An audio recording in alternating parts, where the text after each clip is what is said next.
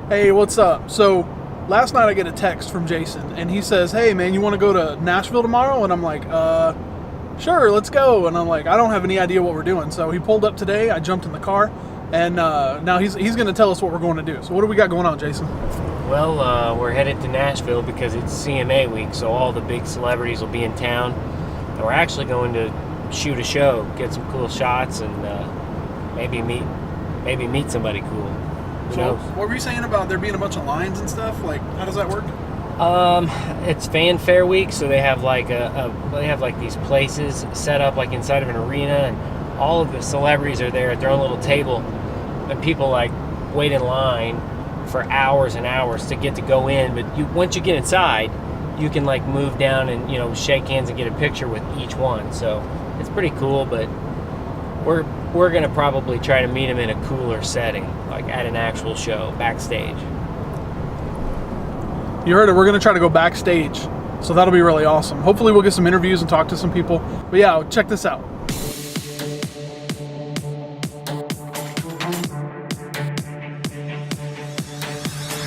Hey, we just got to Nashville. We are starving, so we're going to run in here into the tavern and grab some food.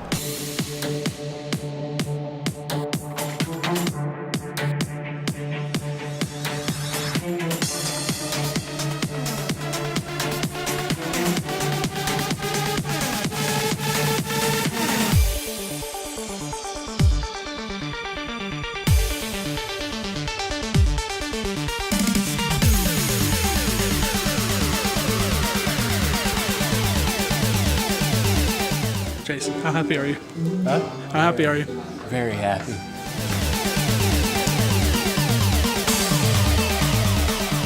Hey, so we just got here to the exit in.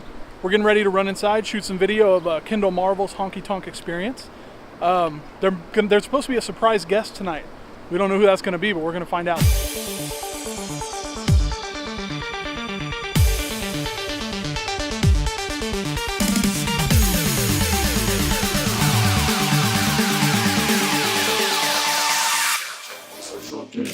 Jason, on a scale from 1 to penguin, how excited are you? Giraffe. Hey, have we met anybody cool yet? No. No? Yeah. Yeah? Yeah. Who've we met? Lots of them. So you can't ever take Jason seriously. You have no idea what he's trying to say.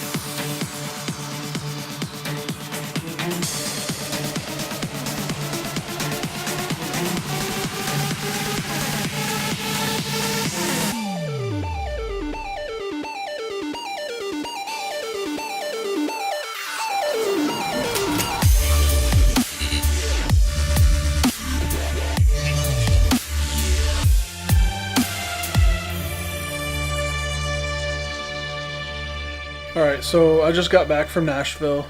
It was a really, really long day. It's almost 2:30 in the morning. I'm exhausted, so I'm gonna watch some Bob's Burgers until I fall asleep.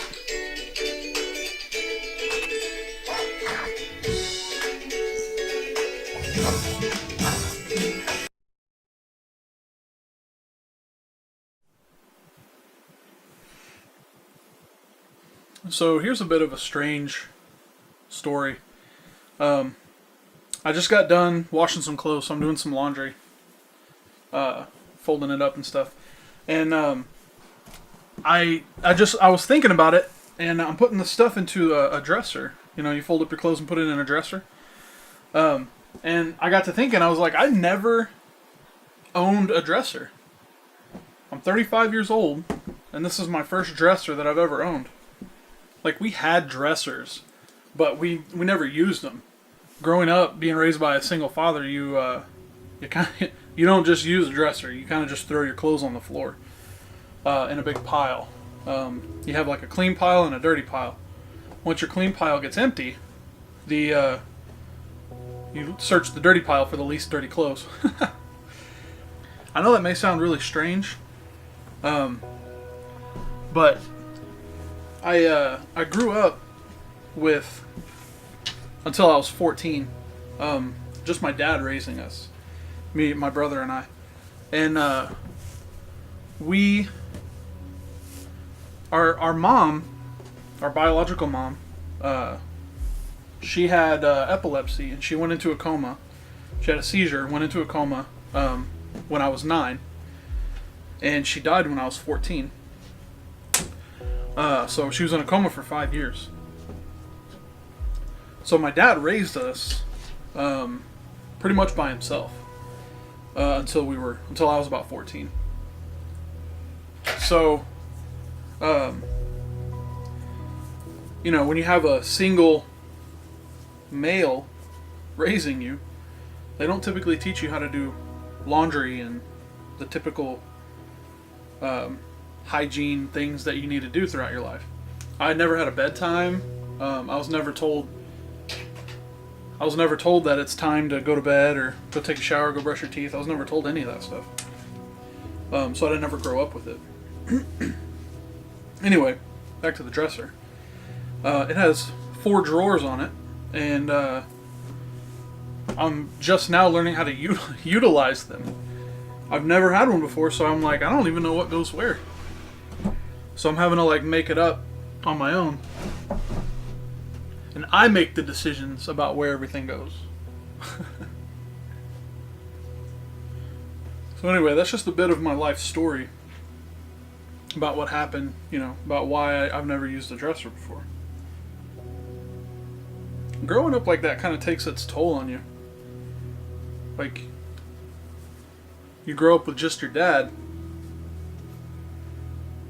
You don't know what it's like to have a female role model in your life. So basically, here's what happened. My mom, my biological mom, her name is Cindy. She had epilepsy. We did not know this at the time, but all of a sudden she started having seizures. I was asleep. I was 8, 9 years old, and I was asleep in the living room on the couch, and I heard a little commotion in my parents' room, which was right off the living room, and I heard something fall on the floor. Turns out it was my mom. She had a seizure and fell out of the bed. When you're 8 or 9 years old, you don't really understand, what that means. That's all I remember about that. Until the day that we came home and she was passed out on the couch. My dad came and picked us up, my brother and I, from school, and stopped by the grocery store to pick up some groceries, as you do like a parent. I don't know what I'm doing.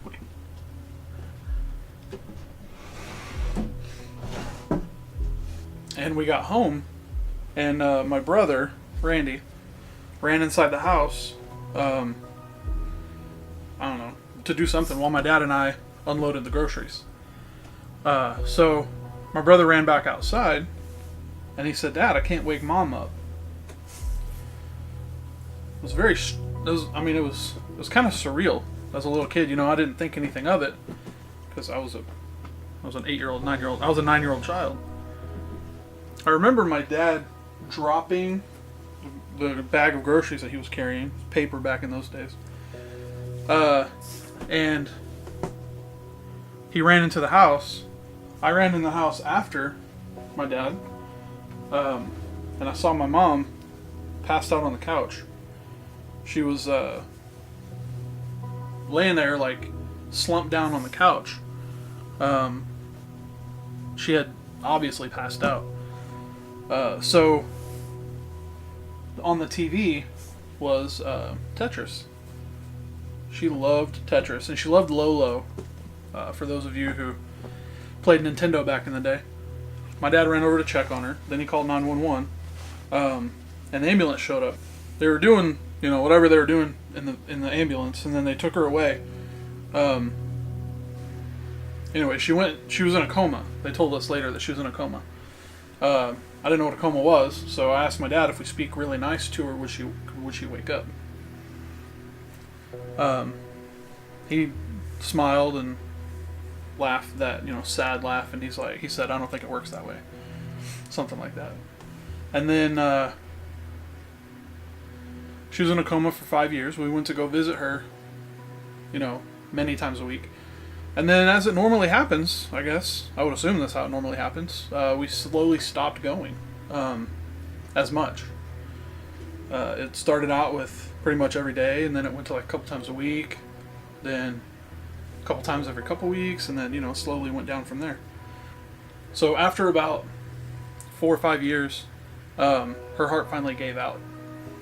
And they told us that she had died. And about a year later, we ended up getting web TV. This was back in 1996. I know, ages ago. And I'm done folding laundry, by the way. My dad ended up on this Christian email group called Agape.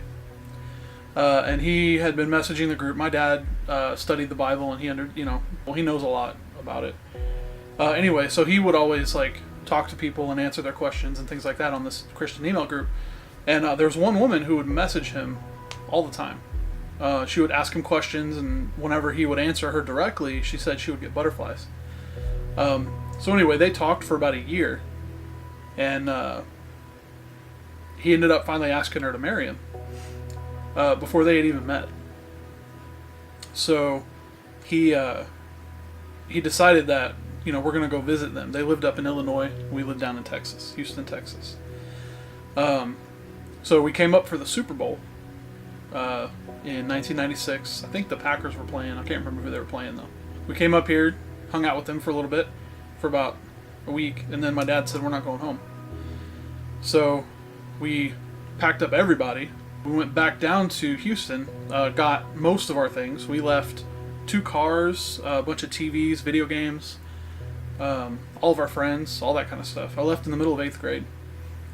Then we came up here. We actually got rid of our 2 dogs too, Max and Dusty, 2 golden retrievers, and we moved up here to Illinois and gained a whole new family. There was she had 4 boys. My dad had 2, so now there was 6 boys. My dad and my stepmom, which we don't recognize as step in our family, so I just call her my mom. My brothers, I call them my brothers. They're not my stepbrothers. I love every single one of them, and so the step just doesn't matter. And that was back in 1996. 96 to 2016 is 20 years. 2018, 24 years. We've been here for 24 years. That's a long time. That's almost as old as a 25-year-old. Anyway, yeah, so that's my whole life story that started from me never owning a dresser before, teaching myself how to use it.